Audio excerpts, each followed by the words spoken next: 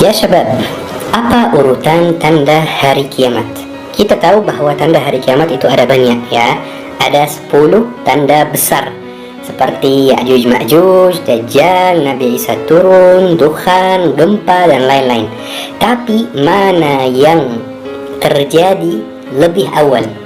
Dan apa hubungan antara tanda hari kiamat dan peristiwa Palestina? Apa hubungannya? Apakah benar apa yang terjadi di Palestina sekarang itu merupakan awal dari tanda-tanda hari kiamat? InsyaAllah dalam kajian hari ini saya Syekh Muhammad Al-Fuli akan cerita apa urutan tanda hari kiamat dari awal sampai akhir. Baik ya syabab, ada kadang-kadang kita dengar ada yang namanya tanda besar hari kiamat dan tanda kecil hari kiamat.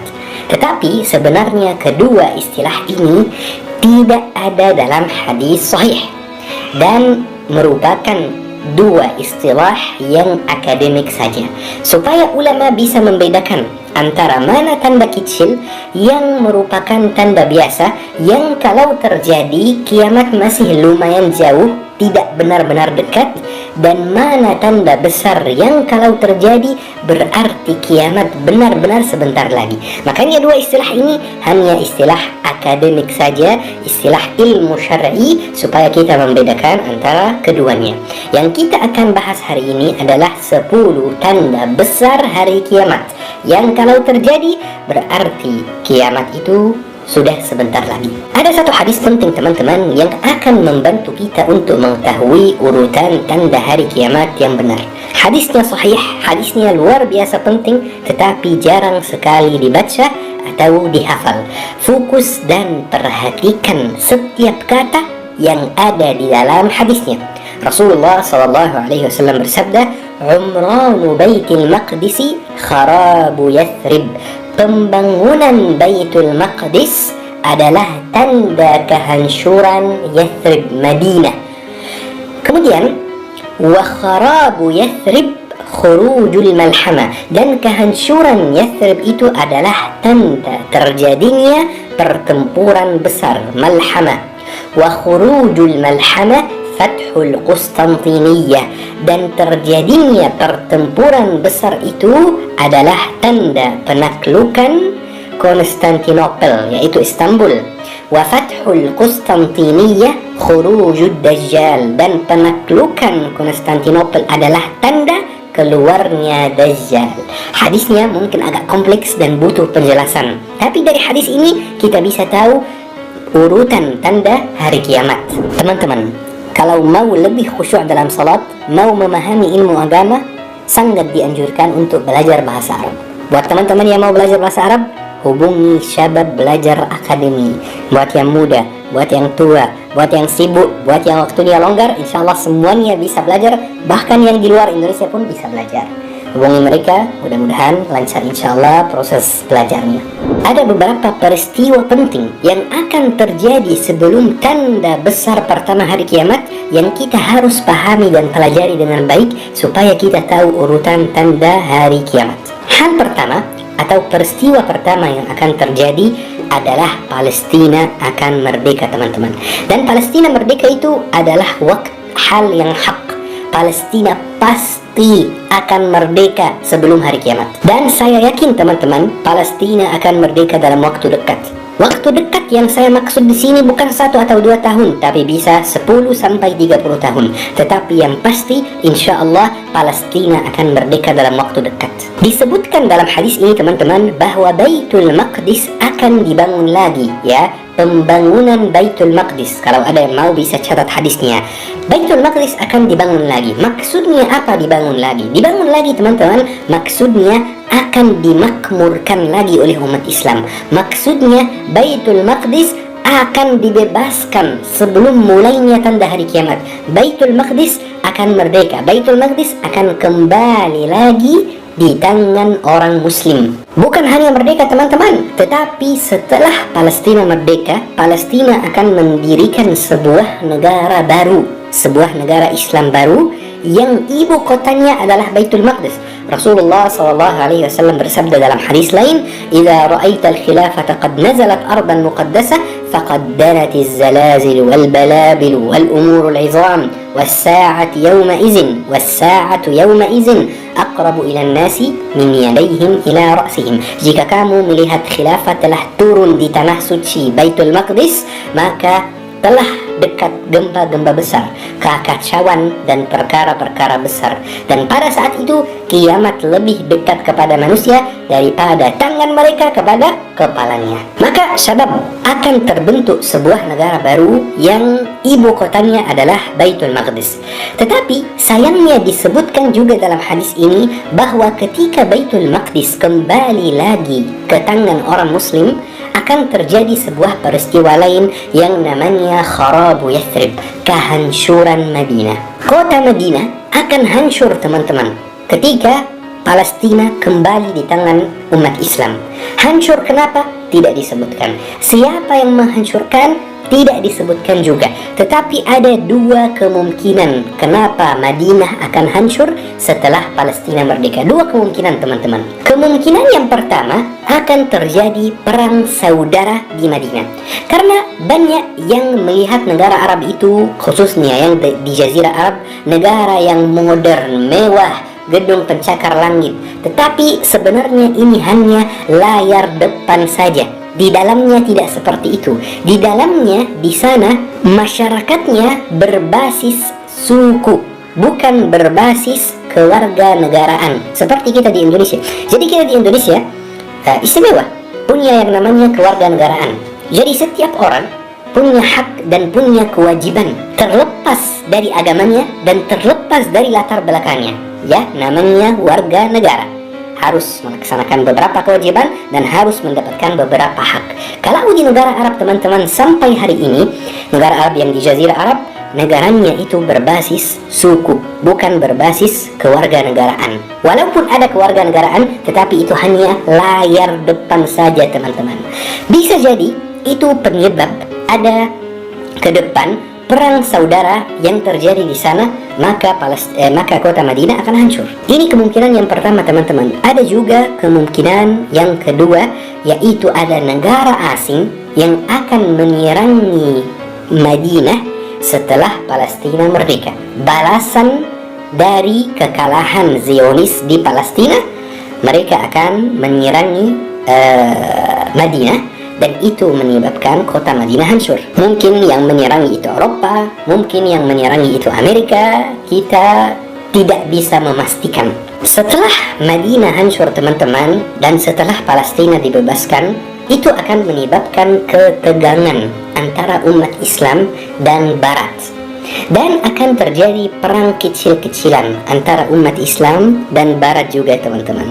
Tetapi sesuai hadis Rasulullah SAW, hadis yang lain, bahwa saat terjadi perang kecil-kecilan itu, saat masa ketegangan itu, tiba-tiba akan muncul musuh yang sangat besar dari belakangnya.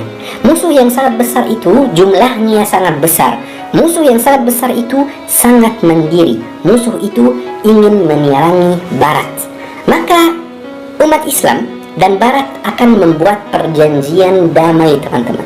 Kenapa membuat perjanjian damai? Membuat perjanjian damai agar bisa menyerangi musuh yang sangat kuat itu. Banyak ulama yang berpendapat bahwa musuh yang dimaksud di hadis Rasulullah itu adalah Cina, mungkin India, tidak ada yang tahu. Itu hal yang saya tidak bisa memastikan, karena tidak disebutkan secara langsung dalam hadis Rasulullah SAW.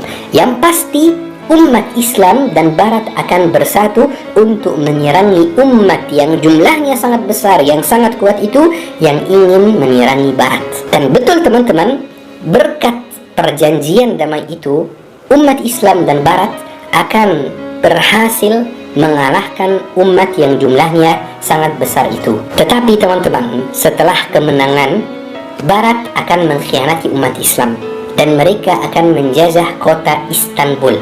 Coba bayangkan kota Istanbul sekarang yang merupakan bagian dari Turki yang mayoritas penduduknya beragama Islam. Kota ini akan dijajah lagi teman-teman. Bisa jadi kota-kota sekitarnya juga akan dijajah lagi oleh Barat.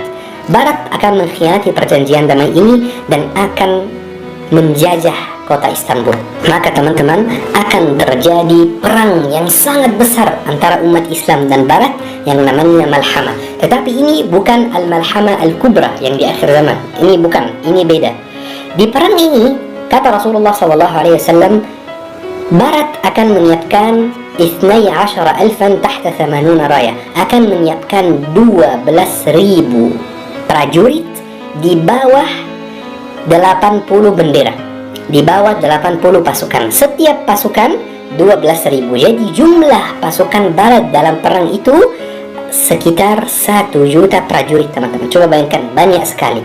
Dan umat Islam punya tentara waktu itu juga, tetapi tidak sebanyak mereka. Tentara umat Islam, kata Rasulullah SAW, sepertiganya akan lari, sepertiga tentaranya akan lari, dan itu umat Muslim yang munafik, yang keimanannya tidak lurus. Mereka akan lari dari perperangan.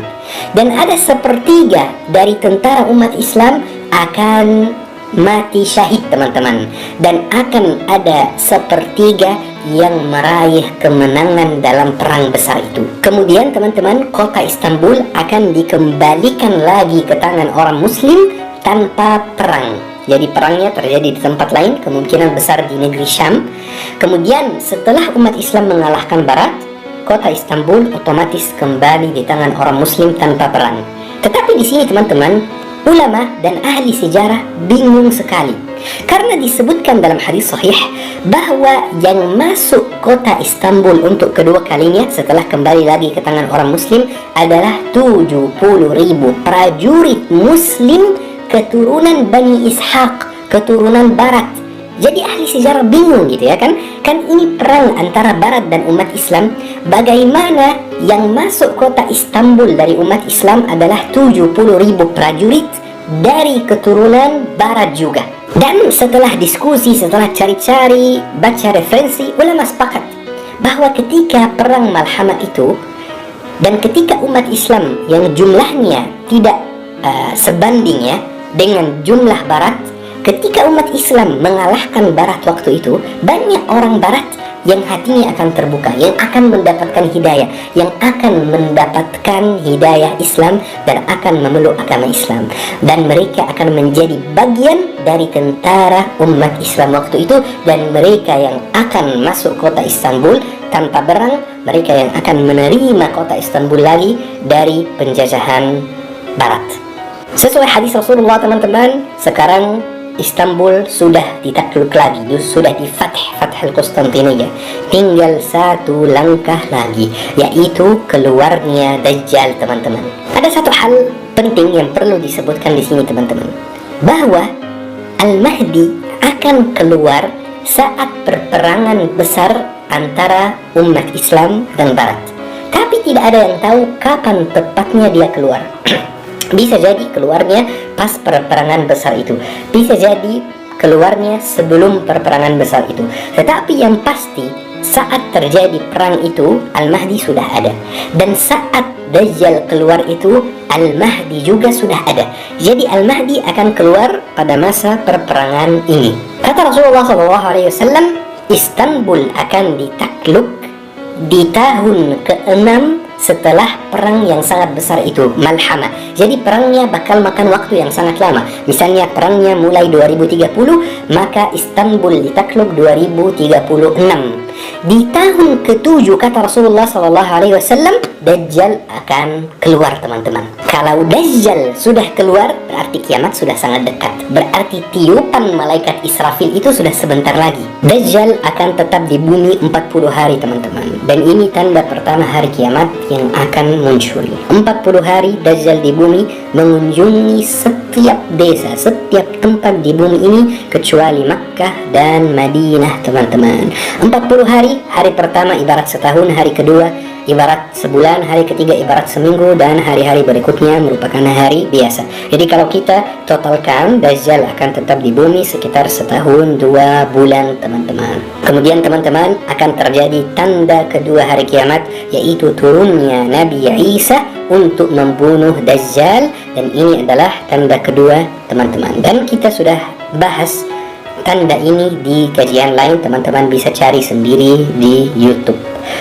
Kemudian teman-teman, tanda ketiga hari kiamat adalah keluarnya Ya'juj dan Ma'juj. Ini kemungkinan besar karena tidak ada dalil yang sharih yang langsung bahwa ini tanda ketiga. Kemungkinan besar Ya'juj dan Ma'juj akan keluar setelah Nabi Isa turun. Tidak langsung setelahnya, tapi maksud saya urutannya begini: Dajjal, Nabi Isa, kemudian Ya'juj dan Ma'juj. Bisa jadi jedanya 1 tahun, 2 tahun, 10 tahun, 50 tahun, kita tidak tahu. Kemudian teman-teman, tanda berikutnya adalah tanda keempat, yaitu gempa besar khasf. 3 gempa besar, gempa dari arah timur, gempa dari arah barat, dan gempa di Jazirah Arab. Jeda antara setiap gempa kita tidak tahu juga. Setelah 3 gempa besar ini akan muncul dabbatul ard, teman-teman. Dabba, hewan, binatang yang bicara dengan manusia. Kali ini disebutkan dalam hadis sahih bahwa setelah munculnya dabbatul ard ini langsung akan matahari terbit dari barat. Jeda waktunya hanya 24 jam saja, teman-teman. Jadi kalau hari ini dabbatul ard sudah muncul, dabbah, berarti besok matahari akan terbit dari barat. Ketika matahari terbit dari barat itu, pintu taubat akan ditutup, teman-teman. Yang kafir tetap kafir, yang mukmin tetap mukmin. Sudah ditutup pintunya taubat. Tanda berikutnya, teman-teman, adalah dukhan. Kemudian tanda berikutnya adalah kebakaran besar di wilayah Hijaz yang sekarang namanya Arab Saudi. Kemudian tanda berikutnya adalah Allah Subhanahu wa taala kirim angin yang sangat lembut yang mencabut nyawa orang-orang mukmin dan membiarkan nyawa orang-orang kafir. Kemudian teman-teman, tanda terakhir adalah keluarnya api yang sangat besar dari arah Yaman yang mengiring manusia ke tempat mahsyar di negeri Syam. Jadi urutannya seperti ini, teman-teman. Dajjal, kemudian Nabi Isa, kemudian Ya'juj Ma'juj, kemudian 3 gempa, kemudian dabbah, kemudian matahari terbit dari barat, kemudian dukhan, kemudian kebakaran besar di Hijaz, kemudian angin lembut yang mencabut nyawa orang mukmin, kemudian api yang sangat besar dari Yaman yang mengirim umat manusia ke padang mahsyar di negeri Syam, teman-teman. Setelah itu terjadi tiupan pertama, dunia sudah selesai, dunia sudah habis, teman-teman. Teman-teman, saya tahu banyak dari teman-teman yang suka baca tentang hari kiamat, suka dengar kajian tentang hari kiamat. Tapi pertanyaannya, mada a'adtu laha? Apa yang antum persiapkan untuk hari kiamat? Persiapkan sholat, persiapkan sedekah, persiapkan ilmu, persiapkan amalan baik. Kita harus siapkan diri untuk hari kiamat. Jangan hanya tentang hari kiamat, harus juga kita mempersiapkan diri, karena hari kiamat itu sangat sulit dan sangat berat, teman-teman, buat orang-orang yang tidak siapkan diri. Teman-teman yang dirahmati oleh Allah Subhanahu wa taala, mudah-mudahan kita semua terhindar dari fitnah Dajjal, terhindar dari fitnah-fitnah akhir zaman. Mudah-mudahan kita semua termasuk ahli surga.